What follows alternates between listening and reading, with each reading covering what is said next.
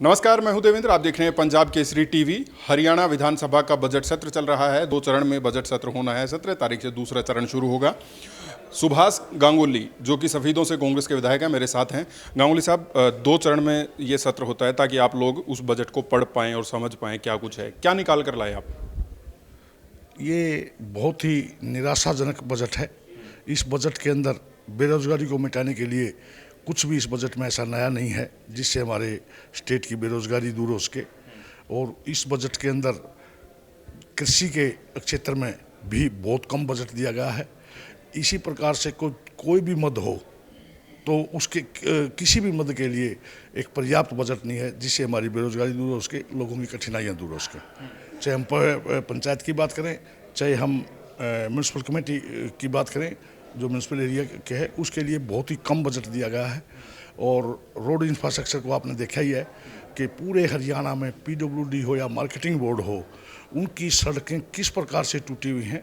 आप तो पत्रकार साथी हैं, सारे पूरे हरियाणा में घूमते हैं। कोई भी हरियाणा का कोई भी ऐसा एरिया नहीं है। खासकर मैं तो स्पीडों की बात करता हूँ।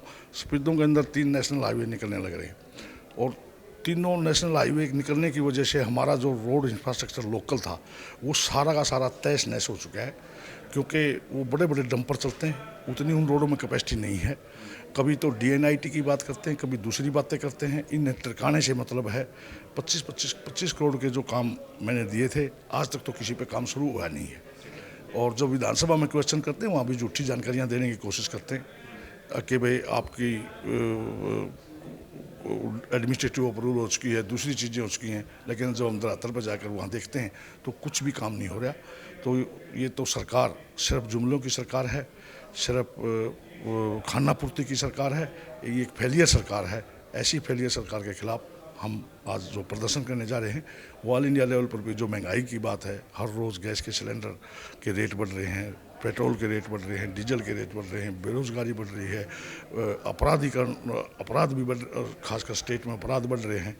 मतलब कहीं भी किसी भी कोई तो एक हो, कहीं सरपंच पीटे जा रहे हैं, कहीं कर्मचारी पीटे जा रहे हैं, कहीं किसान पीटे जा रहे हैं। और अब तो मैं ये मानता हूँ कि 80% जनता को ये लोग पीट चुके हैं। अब तो इनकी बारी है कि इनको जनता जब भी चुनाव आएगा अब इनको पिटने का काम करेगी। ई टेंडरिंग की आपने बात की। आपका एरिया जो है वो काफ़ी गांव वहाँ पर आते हैं, सरपंच आपसे मिले होंगे, उन्होंने बताई होगी। क्या कमियां आपको समझ में आई हैं कि ई टेंडरिंग की वजह से ये दिक्कत हो रही है? सरपंचों ने क्या समझा? मैं उदाहरण देकर आपको बताता हूँ। मुझे 5 करोड़ रुपए की जो एक कयागात के आप 5 करोड़ रुपए के काम विधायक फंड से काम करवाओ, और मैंने लगभग 80% 70% चौपाड़ों के काम दिए, गरीब आदमियों के चौपाड़ों के, खासकर एससी और बीसी वर्ग के लोगों की। और उनके अंदर मैं आपको एक ऐसे उदाहरण बताता हूँ। मैंने मुआना गांव में 5 साल चौपाड़ के लिए पैसे दिए उन लोगों ने, और मैंने वो पैसा सरपंच को ये कह भाई ये पैसा ये अपने आप लगाएगी इनकी कमेटी, और आप इनको जो भी बिल दें उन बिल के अगेंस्ट आप वो दे दो। उन्होंने, आप जाके देखो, 12 बाई लगभग 25-30 का बरंडा एक एक्स्ट्रा बना दिया, खुद मजदूरी करके और खुद मतलब मिस्त्री पने का काम करके। इसी प्रकार से मैंने एक ब्राह्मण धर्मशाला पिल्लूखेड़ा में दिया था। वहाँ से पैसे मैंने कमेटी को पैसे कहा भाई ये आपको बिल ला के दे देगी और आप इसको पैसे डायरेक्ट दोगे, सरपंच साहब आप नहीं लगाओगे।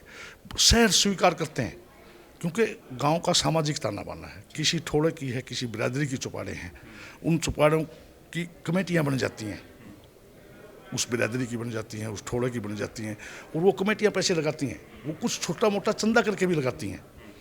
तो क्या करेगा मतलब वो मैंने 3-4 काम दिए थे ऐसे जो सरपंचों ने किए, किसी की छत नहीं आई।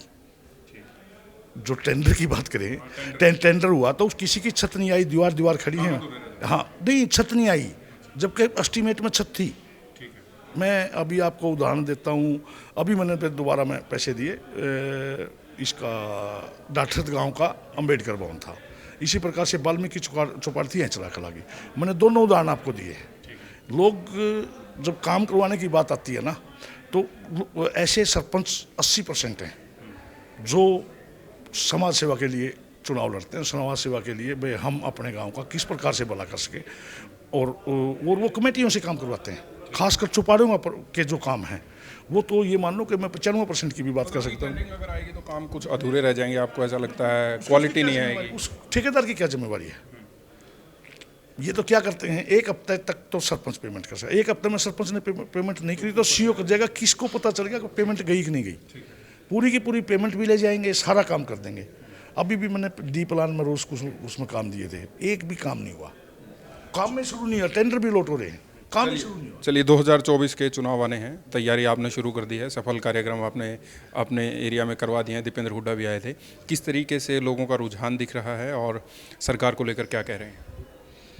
मैं तो ये मानता हूँ, यदि सरकार के इसी प्रकार के कर्तव्य रहे, जिस प्रकार से लोगों को सरेआम पीटा जा रहा है, बेकसूर लोगों को, जबकि आंदोलन करने का, अपनी डिमांड करने का, प्रदर्शन करने का सबको अधिकार है, और जिस प्रकार से सरकार का बजट है, भ्रष्टाचार है, बेरोजगारी है, मुझे इस बात का कभी कभी डर लगने लगता है कि देख कभी जो आने वाली सरकार है वो विपक्ष विहीन सरकार ना बन जाए। चलिए, तो इतना कॉन्फिडेंस है सुभाष गांगुली जो कि सफीदों से कांग्रेस के विधायक है, उनको लगता है कि विपक्ष भी नहीं होगा, इतनी सीटें जो हैं वो कांग्रेस की तरफ आएंगी जिस तरीके से सरकार की कार्यशैली अब तक रही है, ऐसा उनका मानना है। मैं हूं देवेंद्र, कैमरा के पीछे मेरे सहयोगी हरजिंदर। नमस्कार।